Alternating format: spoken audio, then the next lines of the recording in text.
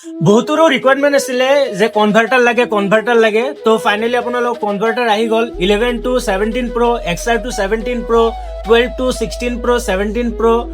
11 to 13 Pro যি কৰিব খোজে তো কৰিব পাৰিব অনলি তলৰ মডেলবোৰ ঠিক আছে তো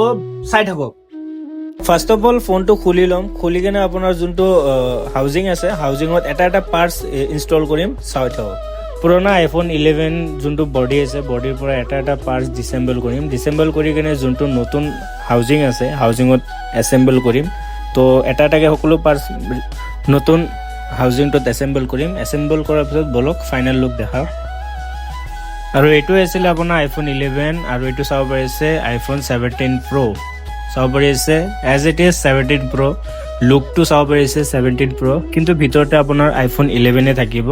জাস্ট শ্ব অফৰ কাৰণে আপুনি এনেদৰে হাউজিং ৰিপ্লেচমেণ্ট কৰিব পাৰে বা এনে লুকটোৰ কাৰণে আপোনালোকে কৰিব পাৰে বাট অলপ প্ৰিমিয়াম টাইপ ফিল এটা আহি আছে মানে যোনটো ফোনটো লাৰি কেনে তো আপোনালোকৰ যদি এনেকুৱা কিবা হাউজিং ৰিপ্লেচমেণ্ট কৰিব ইচ্ছা আছে বা এনেকুৱা যদি কনভাৰ্ট কৰিব ইচ্ছা আছে তো আপোনালোকে ভিজিট কৰিব পাৰে আইফোন গেৰেজত তেতিয়ালৈ জয় অসম